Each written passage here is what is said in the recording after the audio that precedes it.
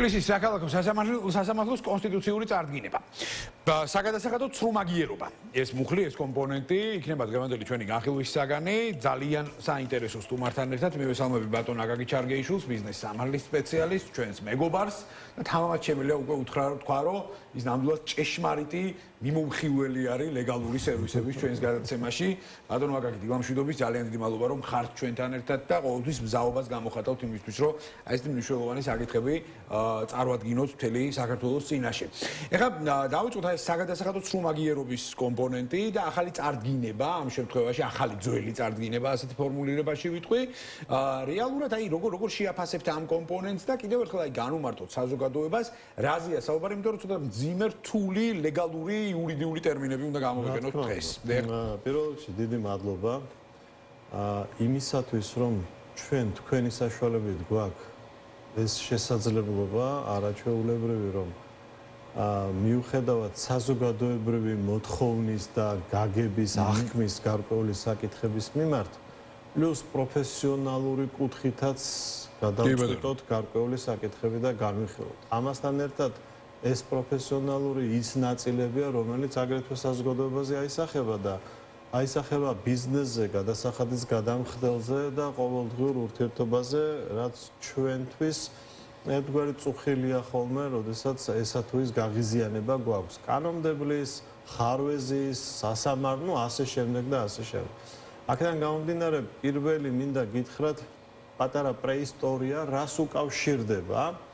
არის ასეთი ლათინური ტერმინოლოგიიდან მოდის ეს alter ego. კი ბატონო. ქართულ კანონმდებლობაში ამას ქვიათ ცრუმაგიერი მფლობელი და ცრუმაგიერი მფლობელობა. თავის მხრივ თქვენ ბევრჯერ გაქვთ მოსმენილი, რომ შპს მაგდა რა პრობლემაა და შპს-ს ადამიანს და ფიზიკურ პირს თითქოს არ ეხება ის პრობლემები, რაც შპს-შია და ბევრი ცდილობს თითქოს აქედან თავი დააღწიოს, რომ თუ შპს-ს რამე პრობლემა ექნება, ეს პრობლემა არ გადადის ფიზიკურ პირზე. აი ეს alter ego და ცრუმაგიერი მფლობელობა სწორედაც რომ გახლავთ საგადასახადო კოდექსის ინსტრუმენტი, თუ გადასახადები არ არის გადახდილი, აქ არ არის კრიმინალზე საუბარი, ხო კრიმინალის სხვა თემა არის, თუ გადასახადები არ არის გადახდილი, როგორ ხდება მისი ამოღება გადასახადის გადამხდელისაგან ან მასთან დაკავშირებული პირისგან. ვინ არის მასთან დაკავშირებული პირი? არის დირექტორი, ან დირექტორები, პარტნიორი, ან პარტნიორები.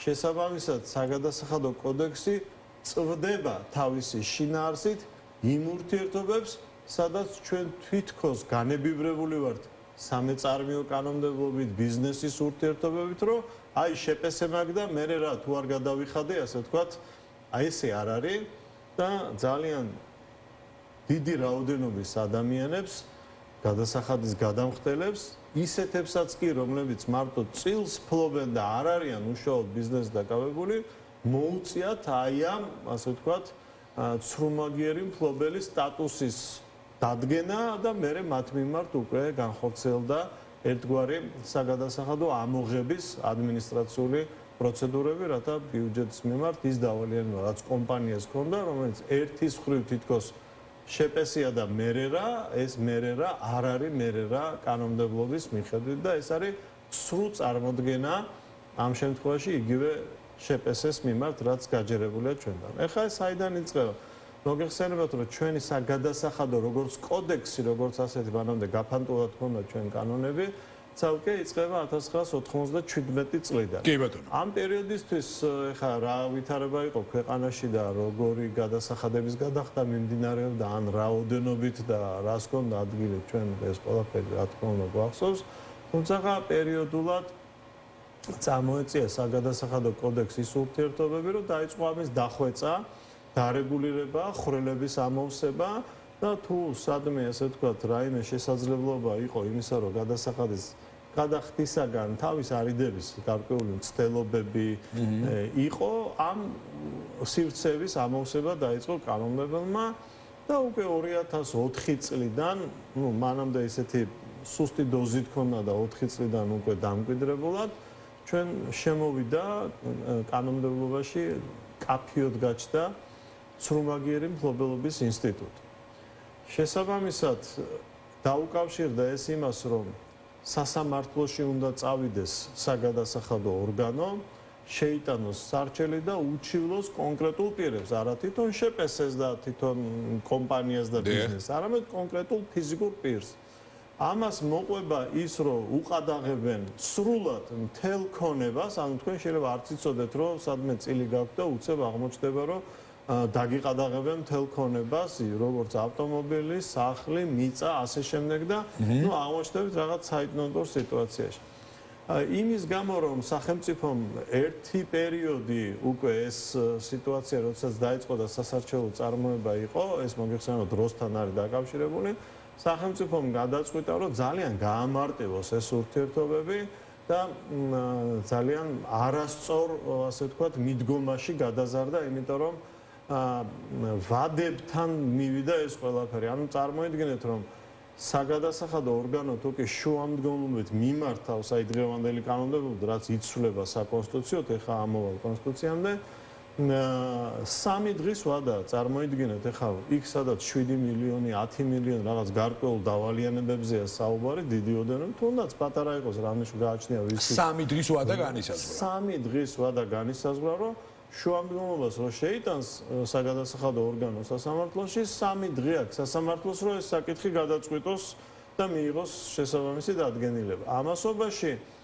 გადასახადის გადამხდელს ან იმ პირს, ვისაც სრუმაგირობას ედავებიან და შეიძლება საერთოდ კავშირში არ იყოს ამ ურთიერთობაში, მას აქვს მხოლოდ 24 საათი, რომ თავისი მოსაზრება წარადგინოს. მაგრამ კანონმდებლობა ისე იყო, ნუ დღევანდელი მოცემულობით ჩამოყალიბებული, რომ ეს 24 საათი პრაქტიკულად განულებული იყო. ანუ თუ შეტყობინებას გამოგიგზავნიდნენ, არავინ არ ელოდებოდა პასუხის მიტანას და 3 დღის ვადაში წყვეტდა ამ ყველაფერს სასამართლო და მოგეხსენებათ, რომ არანაირი ინსტრუმენტი ამის შემაკავებელი ადამიანს, როდესაც ამხელა რამ თავზე დაეცემა უწევ, გამაფრთხილებელიც კი არ იყო და შესაბამისად კვალიფიციური, ამიტომ აქვს მნიშვნელობა იურიდიულ ურთიერთობებს, რომ კვალიფიციური იურიდიული შესაგებელი სასამართლოს არ ქონდა და მხოლოდ საგადასახადოს ჭყალებში სიმართლეს იხილავდა. აქედან მეორე ნაწილი არასდროს არ იყო, ანუ ნიველირება იმისა, რომ თანაპროპორციული უფლების გამოყენება მოხდეს, არ ხდებოდა. თავისთავად ცხადია, ამ პირობებში თუ კი შევხედავთ, საგადასახადო ყოველთვის მართალია, რატო? მხოლოდ მისი დოკუმენტები დევს და შესაბამისი შესაგებელი დოკუმენტები არ დევს. ამიტომ ეს მივიდა უკვე ძალიან ცუდ სიტუაციამდე, აი პრაქტიკულად 2019-20 წლები ძალიან გადაიტვირთა უკვე სასამართლოში მასა შევიდა ასეთი ტიპის საგადასახადო დავალიანებებისა თავის მხრივ და სასამართლომ შეხედა ამ სიტუაციას და ნახა, რომ ადამიანები იჩაგრებიან და ხშირ შემთხვევაში მართალი ადამიანი, რომლის დოკუმენტები არ არსებობს და მის საწინააღმდეგოდ საგადასახადოს აქვს წარდგენილი, თავისთავად ცხადია წააგებს კი არა პროცესზეც არ მიდის, ისე იგებს ამ ურთიერთობას. ამიტომ ეს მოხდა ესე, რომ აი დიდი რაოდენობა იყო, სასამართლომ დაინახა მართლმსაჯულებაში რაც ხდებოდა. აქ კიდე ერთი ესეთი შენიშვნის სახით ქართული და დამოკიდებულება, რომ აი ხშირად იურიდიულ პროცედურებს არ ვუყურებთ ხოლმე სამწუხაროდ და მინდა გითხრათ, რომ დავას ყოველთვის აქვს აზრი. და აი ის ადამიანები, ვინც არ დაემორჩილა თავის დროზე ამ ტიპის უხეშ და არასწორ სამართლებრივ რეგულირებას და დაიწყეს ამის გასაჩივრება, სასამართლოებმა ეს ნახეს და ძალიან ბევრი ადამიანისთვის არაჩვეულებრივი საკონსტიტუციო სასამართლოს გადაწყვეტილება გამოვიდა.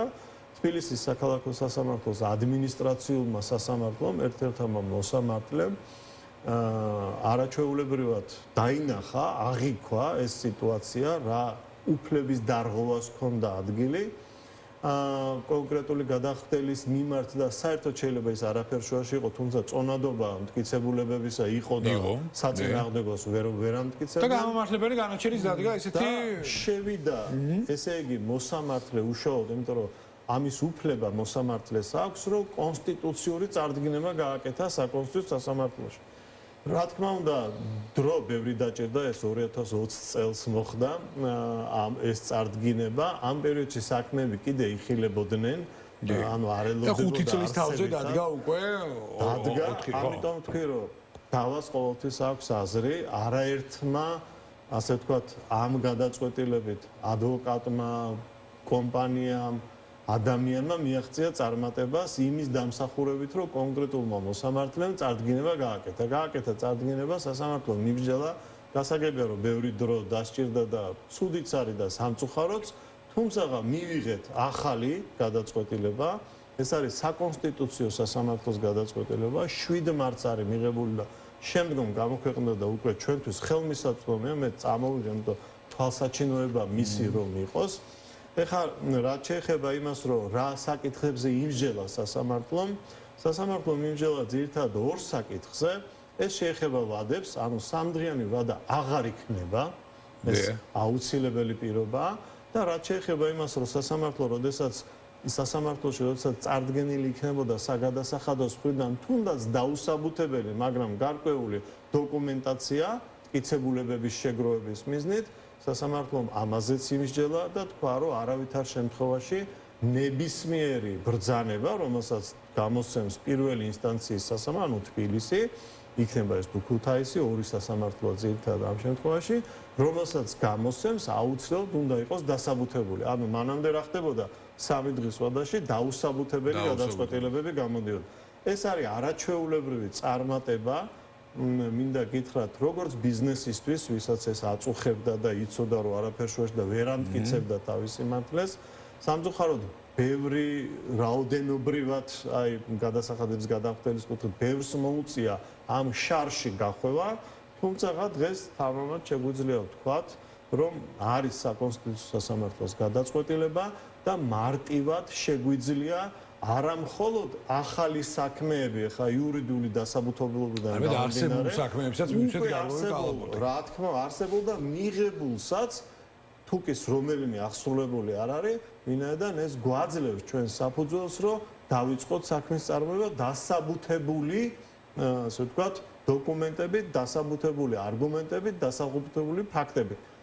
ეს არის წარმატება კონკრეტულად ბიზნესისთვის და ეს ნიშნავს იმას, რომ თავის დროზე სახელმწიფოს არასწორი გადაწყვეტილება ჰქონდა მიღებული და ეხლა ეს არასწორი სახელმწიფოს გადაწყვეტილება გაასწორა საკონსტიტუციო სასამართლოს გადაწყვეტილება. ეხლა რატო გავუსვი ხაზი არასწორ გადაწყვეტილებას სახელმწიფოს მხრიდან? აი საკონსტიტუციო სასამართლო როდესაც შეძლობს საკმაოდ მოცულობითი დოკუმენტია, აი თითქმის 25 ფურცელი აქვს სასამართლოს განმარტებები გაკეთებული. სასამართლო თავის გადაწყვეტილებაში, მე ამას დაგიტოვებთ ალბათ თვალსაჩინოებისთვის ბევრს დასჭირდება. ესე იგი, ორჯერ მსჯელობს, წარმოიდგინეთ, ერთ გადაწყვეტილებაში სასამართლო ორჯერ მსჯელობს იმაზე, რომ როდესაც დავის განხილვა მიმდინარეობდა, აი ერთი მეორე საერთოდ სახელმწიფომ, ანუ საქართველოს პარლამენტმა ამ მოცემული განხილვის პირობებში არანაირი იურიდიული შესაძლებელი არ წარადგინა. ანუ სასამართლო თავის მხრივ არის გაოგნებული იმით, რომ ედავებიან, ანუ საკონსტიტუციო წარდგინებით ედავებიან კანონმდებელს, რომ შენ არასწორი გაქვს გადაწყვეტილება თავის დროზე მიღებული, რომელიც შენივე გადასახადის გადამხდელებს აზიანებს და სამწუხაროდ ხდება ისე, რომ საქართველოს პარლამენტი საერთოდ პასუხსაც არ სცემს ამ ტიპის მიმართვას საკონსტიტუციო სასამართლოს მხრიდან და ამას აღნიშნავს როგორც შესავალ და აღწერილობით ნაწილში, ასევე აღნიშნავს შემდგომში უკვე განმარტებით ნაწილში, რომ აი პირდაპირ ამბობს საქართველოს პარლამენტს არ წარმოუდგენია მოსაზრება, ანუ იმაზეც კი არ არის საუბარი, რომ დოკუმენტალური წარდგინება მოსაზრების ნაწილზე. ანუ ზუსტად ერთი წუთი რჩება. განსახილველ საქმეზე სადაოდ გამხდარ საკითხთან დაკავშირებით შესაბამისად. აი ორჯერ აღნიშნავს ამას საკონსტიტუციო სასამართლო, რაც ძალიან სამწუხაროა ჩვენთვის. ვინაიდან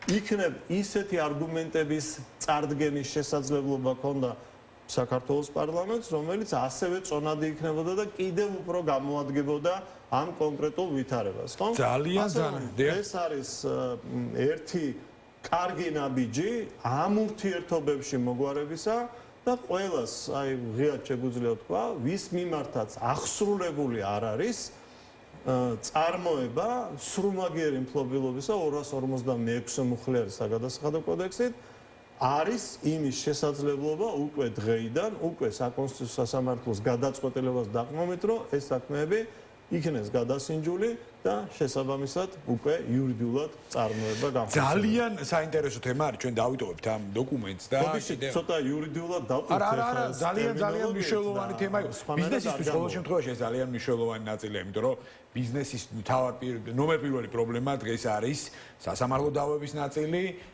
ეს არის რეალურად ეკოსისტემის კომპონენტები, რაც რა თქმა უნდა ძალიან ბევრ კითხვის ნიშანს ბადებს და ესეთი აქტები საბოლოო ჯამში, ხო და ესეთი საუბრები და დიალოგები, რა თქმა უნდა, ეხმარება ამ ბუნდოვანებების გარკვეულწილად გაფანტვას მაინც. აქედან გამომდინარე, მხოლოდ და მხოლოდ ძალიან დიდი მადლობა თქვენი ძალიან საინტერესო აქცენტებისთვის. ჩვენ ძალიან ხშირად შევხვდებით ისევე სხვადასხვა საინტერესო თემებით პირდაპირ ეთერში, თუნდაც ამ კვირაში, ასე რომ მოკლედ მომავალ შეხვედრამდე გემშვიდობებით. ბატონი აკაკი ჩარგეიშვილი იყო ჩვენთან ერთად. მადლობა თქვენ. ბატონი აკაკი ჩარგეიშვილი იყო ჩვენთან ერთად. ჩვენ უკვე ერთმანეთს შევხვდებით 13 საათზე, ასევე ძალიან საინტერესო თემებით და სტუმრებით. ახლა კი პრესის მიმოხილვის დრო არის და თანთა კვარაცხელიას მინდა მივესალმო.